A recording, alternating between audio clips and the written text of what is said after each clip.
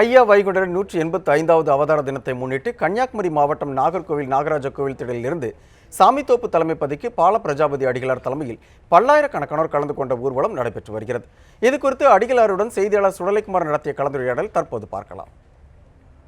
நாகர்கோவில் நாகராஜா திடலிலிருந்து சுவாமி தோப்பை நோக்கி இந்த பேரணி வந்து கொண்டிருக்கிறது. தற்பொழுது பால பிரஜாபதி அடிகளார் நம்மோடு நினைக்கிறார். அவருடன் கேட்கலாம். ஐயா வணக்கம். இந்த திருவிழாவோட சிறப்பு என்ன? இந்த பேரணியில் யார் யாரெல்லாம் கலந்துட்டு இருக்காங்க? என்ன அளவுக்கு இந்த பேரணி நடந்துகிட்டு இருக்கு? ஐயா வைகுண்ட சுவாமியுடைய 185வது அவதார தினம். வைகுண்ட சாமி ஒரு சாதாரண பனை தொழிலாளி வீட்டில் ஒரு பிறந்து எளிய மக்களோடு வாழ்ந்து அந்த மக்களுடைய வாழ்க்கை தரத்தை மட்டுமல்ல, ஜாதிய வன்கொடுமையானாலே இந்த மக்களுக்கு இருந்த அநீதிகளுக்கெல்லாம் குரல் கொடுத்து அவைகளை எல்லாம் மாற்றி திருவிதாங்கூர் அரசருடைய கோர பிடியிலிருந்து விடுபட்டு இந்த மக்களுக்கு இன்று தலைப்பாகி கட்டி கொள்கிற எல்லோருக்கும் சமம். அதுபோல் முட்டுக்கு கீழே முழு வேட்டி கட்டக்கூடாது, இருந்த முழு வேட்டி கட்ட பெண்கள் மேலாடை போடுகிற இந்த உரிமைகளை எல்லாம் பெற்று தந்தார். எனவே சமூக நீதியும் நம்முடைய சமூகத்தினுடைய மரியாதையும் காட்ட காரணத்தினால் இன்று பிற்படுத்தப்பட்ட தாழ்த்தப்பட்ட மக்கள் எல்லோரும் மத வேற்றுமையின்றி இந்த விழாவை வரவேற்கிறார்கள். இன்னைக்கு கத்தோலிக்க திருச்சபையினுடைய தலைமை பீடம், அதுபோல் இஸ்லாமிய சகோதரர்கள், இன்ன பிற அனைத்து சமுதாய தலைவர்கள் வருகிறார்கள். குறிப்பாக தமிழ்நாட்டில் 1 கோடிக்கு மேல் ஜனத்தொகை உடைய நாடார் சமுதாயத்தினுடைய தலைவர் பொறுத்தலுடைய கரிகோல் ராஜ் அவர்கள் கால்நடையாக வருகிறார்கள். அதுபோல் திருமாவளவன் அவர்கள், நம்முடைய போற்றுதலுக்குரிய கிருஷ்ணசுவாமி அவர்கள் எல்லாம் இந்த விழாக்களுக்கு வந்திருக்கிறார்கள். இன்று கூட இன்னும் பல தலைவர்கள் வருவார்கள்.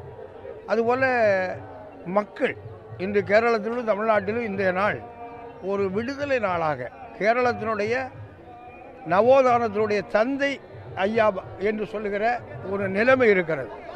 இன்று கேரளத்துக்குள்ளே பாடத்திட்டத்தில் ஐயாவுடைய செய்தி, ஐயாவுடைய பிறந்த நாளுக்கு விடுமுறை என்று வந்திருக்கிறது. தமிழகத்திலேயும் 3 மாவட்டங்களுக்கு விடுமுறை என்று செய்தியிலே இடம் பிடித்திருக்கிறது.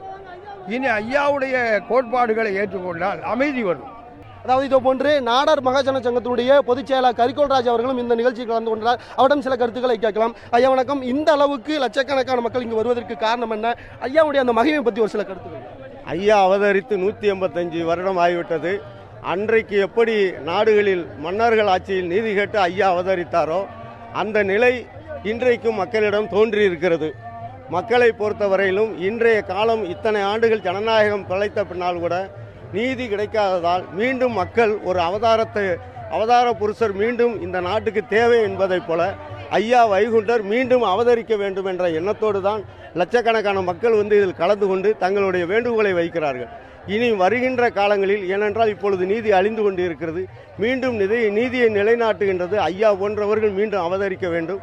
அல்லது அவர் சொன்னது போல அகிலத்திரட்டில் இருக்கின்ற மீண்டும் தென் மாவட்டங்களில் இருந்து ஒருவர் அவதரித்து வந்து இந்த நாட்டை நீதியோடு ஆள வேண்டும் என்பது ஐயாவுடைய ஆசைகள்.